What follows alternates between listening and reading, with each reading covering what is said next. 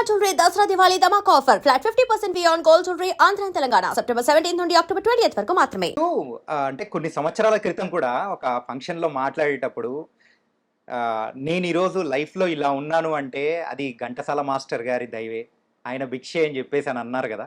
ఒకే ఊర్లో ఉన్నాం. ఆ! ఆయన ఆయన పాఠశాలలో చదివాడు. అంతవరకు నేను వెళ్ళలేదు. హ్మ్. మీ ఇంటికొచ్చి నేను తిన్నాను, హ్మ్. నువ్వెక్కడో ఆడుకుంటున్నావు గౌన్ వేసుకొని అని ఆయన చెప్పాడు.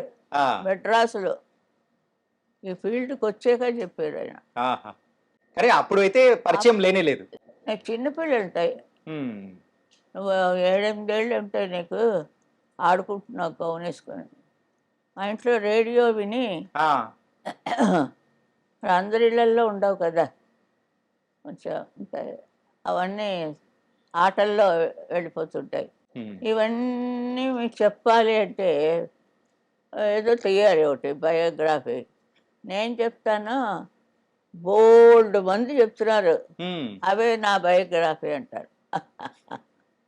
కానీ అసలైన బయోగ్రఫీ అంటే అది మీరే చెప్పాలి.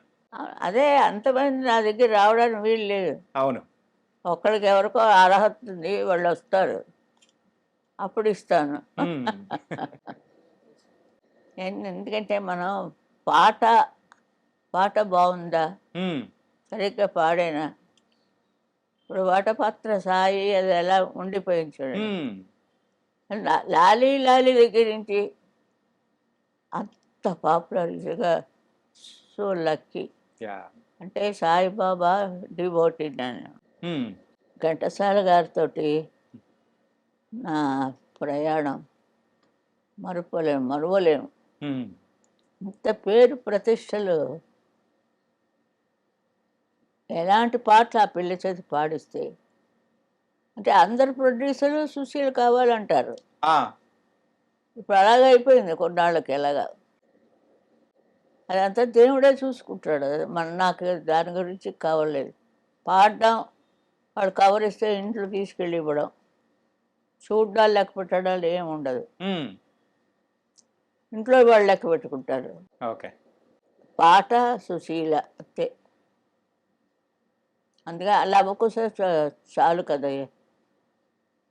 ఎలా లేపేశారు నేను లీల గారు, జోడి గుర్రాల్లా పరిగెత్తాను ఇద్దరు వాహ్! లవకుశలు. లవకుశలో ఆ పద్యాలు గాని అదే కదా, అద్భుతం అసలు. చాలాను చాలా మంచి సబ్జెక్ట్ ఇచ్చారు ఆయన. ఆయనకి జీవితం పండింది. ఘంటసాల మాస్టర్ గారికి హ్మ్. జీవితం పండించుకున్నారు. లవకుశలు మ్యూజిక్ చేయడం కష్టంగా, చాలా అన్ని పద్యాలే. వినుడు వినుడు రామాయణ గాథ వినుడు వినుడు రామాయణ గాథ, వినుడి మనసారా, ఆలకించిన ఆలపించిన ఆనంద మొలికే గారే.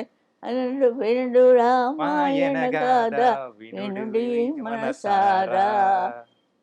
చాలా అది చాలా రోజులు పాడాం.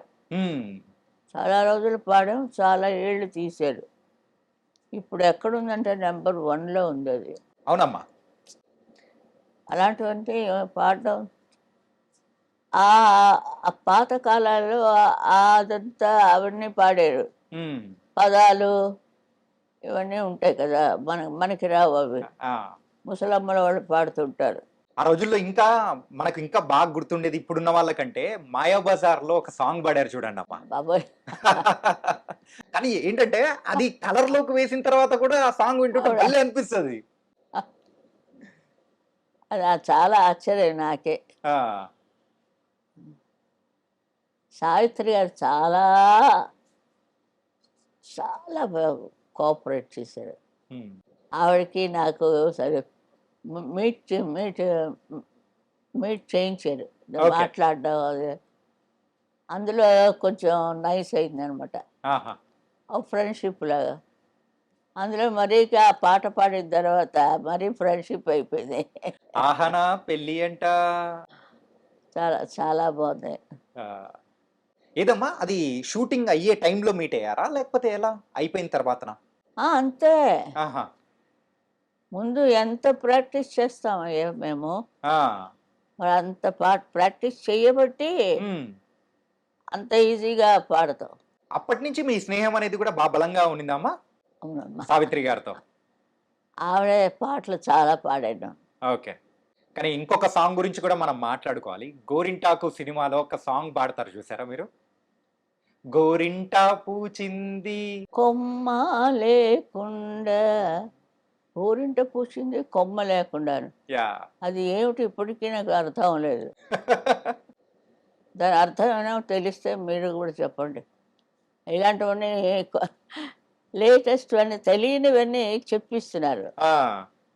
తెలియనివన్నీ నేర్చుకుంటే వాళ్ళు ఇంట్రెస్ట్ ఎక్కువవుతుంది. హ్మ్. ఆ ఛానల్ పెట్టండి చాలా బాగున్నది అందులో. అన్నీ తెలియనివన్నీ చెప్తున్నారు. ఆ! అంతేకాని ఇంకో విధంగా చెప్తారు అది బాగోలేదు. ఆ! మేము రిక్వెస్ట్ చేస్తున్నాను. మనం టీవీల నుంచి ఏమిటి నేర్చుకోవాలి? మంచితనం నేర్చుకోవాలి. అవునమ్మా. ఇళ్ళలోకి రానీయడు. హ్మ్. మరి ఆ ముసలాళ్ళు ఉంటారు. "ఏం నాయనా" వాడు స్వాగతించేటప్పుడు వాడు తుర్రున పారిపోతాడు. ఇంకైతే టీవీ అందరికీ ఒక ఒక మంచి స్పాట్. అంటే ఒక ఫ్రెండ్ లాగా. ఫ్రెండ్‌గా ఆ! బాగా నేర్పిస్తే టీవీ అంత మంచి మాస్టర్ లేడు మీకు స్నేహితుడంటే రేడియో గదా! మా ఇంట్లో. ఆ రోజుల్లో బాగా ఉపయోగపడిందేమో. అవును. ఆ! తెల్లవార్లు వేసుకొని పడుకుందండి రేడియో. రేడియో. అవును. అలా ఆ రేడియో చిన్న రేడియో ఉంది. అది చెవి దగ్గర పెట్టుకొని హ్మ్. అలా పడుకుంటా నిద్రపోతాను. తెల్లవార్లు మోగుతుంటుంది. అయ్యా! అది మా నాన్నగారు నాకు పొద్దుట ఆశీర్వాదాలు ఇస్తారు. ఆ! తెల్లవార్లు కరెంటు దండుగ అయిపోయింది. ఇది కట్టనే లేదు అని. ఆ!